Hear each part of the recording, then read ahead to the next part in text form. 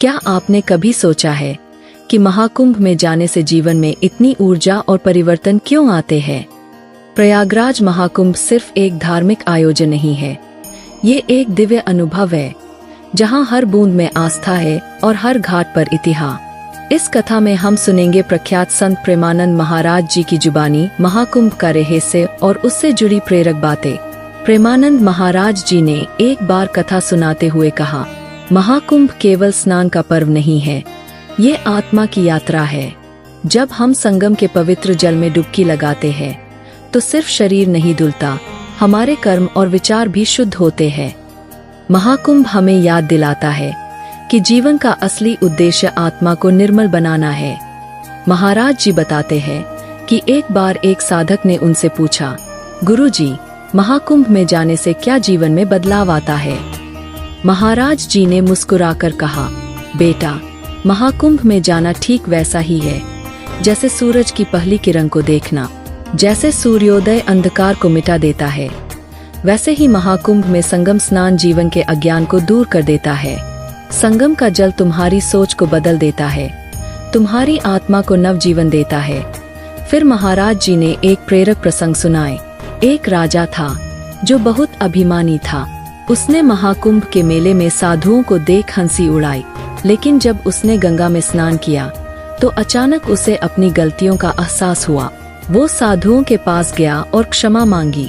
तभी उसे समझ आया कि महाकुंभ केवल बाहरी नहीं, आंतरिक परिवर्तन का पर्व है। प्रेमानंद महाराज जी कहते हैं, महाकुंभ हमें सिखाता है कि जीवन में अहंकार को त्याग कर विनम्रता अपनाएं।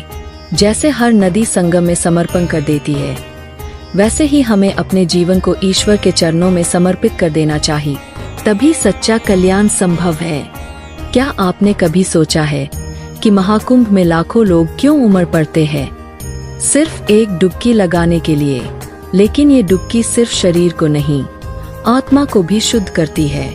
महाकुंभ सिर्फ एक धार्मिक आयोजन नहीं, बल्कि एक ऐसी अद्भुत यात्रा है जो इंसान को भीतर से बदल देती है। आज मैं आपको एक ऐसी कहानी सुनाने जा रहा हूँ जो न सिर्फ प्रेरित करेगी, बल्कि महाकुंभ का असली अर्थ भी समझाएगी। रघुनाथ एक धनी व्यापारी था। उसके पास सब कुछ था, पैसा, संपत्ति, मान सम्मान, लेकिन जीवन में कहीं न कहीं एक खालीपन था।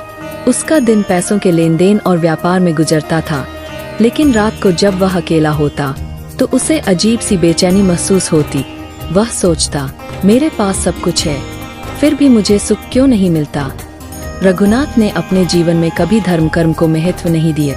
वह मानता था कि सफलता केवल मेहनत और चतुराई से मिलती है, किसी गंगा स्नान या पूजा पाठ से नहीं।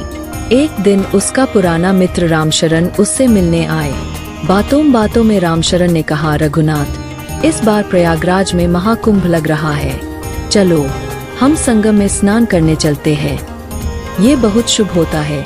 रघुनाथ हंस पड़ा, रामशरण, तुम भी ये साधु संतों की बातें करते, गंगा में नहाने से कोई पाप नहीं धुलते, ये सब बस मान्यता है। रामशरण गंभीर हो गए। रघुनाथ, कुछ बातें अनुभव करने के लिए होती है, समझाने के लिए नहीं। महाकुंभ सिर्फ स्नान नहीं है, ये आत्मा की यात्रा है। आओ तो सही, हो सकता है तुम्हें अपने सवालों का जवाब वहीं मिल जाए। कई दिनों तक रघुनाथ इस बारे में सोचता रहा। अंत में उसने तय किया कि वह महाकुंभ जाएगा, भले ही सिर्फ अनुभव के लिए सही। प्रयागराज पहुंचने पर रघुनाथ को ऐसा लगा जैसे वह किसी और ही दुनिया में आ गया। गंगा के तट पर दूर दूर तक फैला विशाल जनसागर, साधु संतों की टोलियां, हर ओर घंटियों और शंखों की ध्वनि। वातावरण में एक अद्भुत ऊर्जा थी। रघुनाथ ने अपने जीवन में इतनी भीड़ और भक्ति का ऐसा दृश्य पहले कभी नहीं देखा था, लेकिन उसके मन में अब भी संशय था, क्या सच में यह स्नान मेरे जीवन को बदल सकता है? संगम किनारे रघुनाथ की मुलाकात एक वृद्ध साधु से हुई। साधु के चेहरे पर अपार शांति थी। रघुनाथ ने उत्सुकता से पूछा, बाबा, क्या सच में इस जल में स्नान करने से जीवन बदल जाता है? साधु मुस्कुराए और बोले, बेटा, संगम का जल बाहरी नहीं, तुम्हारे भीतर की गंदगी को धोता है। जब तुम श्रद्धा से इसमें उतरते हो तो अहंकार, लालच और भय सब बह जाते हैं। स्नान जल में नहीं होता, आत्मा में होता है। रघुनाथ को साधु की बात समझ नहीं आई, लेकिन उसने संगम में स्नान करने का निश्चय किया।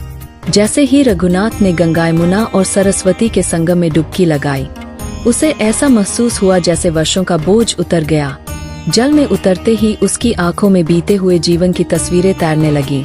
कैसे उसने पैसों के लिए रिश्तों की बलि दी, कैसे उसने छोटे व्यापारियों का शोषण किया और कैसे वह अपने अहंकार में दूसरों को नीचा दिखाता रहा। वह घाट किनारे आकर बैठ गया।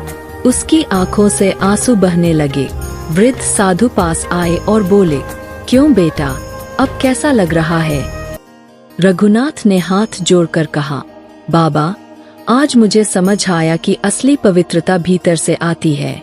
मैंने जीवन भर दूसरों को दोष दिया, लेकिन असली बदलाव मेरे अंदर होना था। महाकुंभ से लौटने के बाद रघुनाथ का जीवन पूरी तरह बदल गए। उसने व्यापार में ईमानदारी और परोपकार को अपनाए। वह जरूरतमंदों की मदद करने लगा और लोगों के प्रति दयालु बन गए।